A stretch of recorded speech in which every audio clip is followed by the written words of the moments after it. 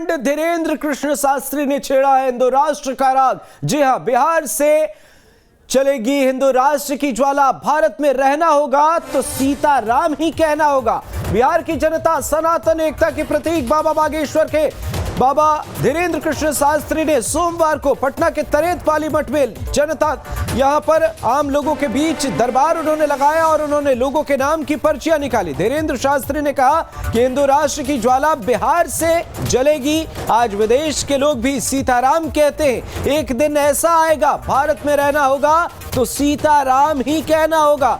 बाबा बागेश्वर ने कहा कि बिहार के लोग पिछड़े हुए नहीं हैं, वे भक्ति से भरे हुए हैं। बिहार को समझना है तो यहाँ कुछ दिन गुजारना होगा। उन्होंने कहा आगे कि हमारे बालाजी ने हमें शक्ति दे दी है ताकि हम भगवान संत को नहीं मानने वाले, उन्हें पाखंडी बताने वालों को करारा जवाब दे सके।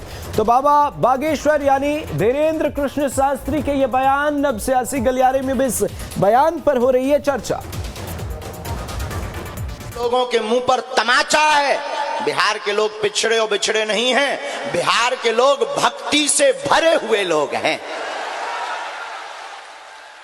बिहार के लोग सनातन हिंदू एकता का प्रतीक है और हमें तो ऐसा लग रहा भारत हिंदू राष्ट्र की ज्वाला बिहार से ही भभक गई है। और एक दिन ऐसा आएगा कि पूरा भारत राममय होगा। सहयोगी आदित्य झा हमारे साथ लाइव जुड़े हुए राजधानी पटना से। आदित्य, आपसे जानना चाहेंगे, बाबा बागेश्वर ने हिंदू राष्ट्र का राग छेड़ दिया है और इस बयान के बाद, उनके कार्यक्रम के बाद क्या कुछ बातचीत चल रही है? अगर हम प्रतिक्रियाओं की बात करें, अगर हम आम जनता के बीच एक संदेश की बात करें तो क्या कुछ चल रहा है?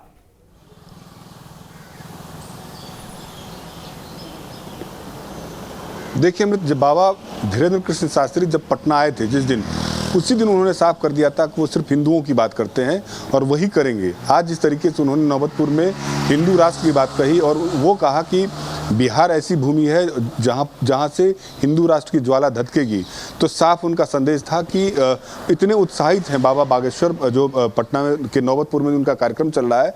उनको भी उम्मीद नहीं थी कि इतने संख्या में भक्तों की जमावड़ा वहाँ पर लगेगा।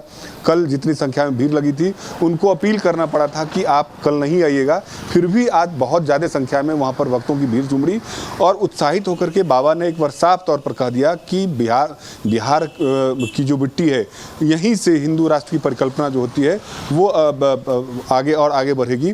तो इस पर राजनीति फिर शुरू होगी, क्योंकि बाबा बागेश्वर के इसी ऐसे ही वक्तव्यों को लेकर के जब उनका कार्यक्रम बिहार में तय हुआ था तो तमाम जो उनके जो विरोधी हैं वो लगातार जो राजनीतिक दलों के नेताओं की प्रतिक्रिया आई थी कि वो हिंदू मुसलमान करने के लिए आए हैं। लेकिन आज जिस तरीके से हिंदुत्व की बात, सनातन की बात उन्होंने की है, तो उनका साफ उनका कहना है कि हिंदू राष्ट्र की जो परिकल्पना उन्होंने लेकर के चली है वो बहुत जल्द उसका वो फलीभूत होगा।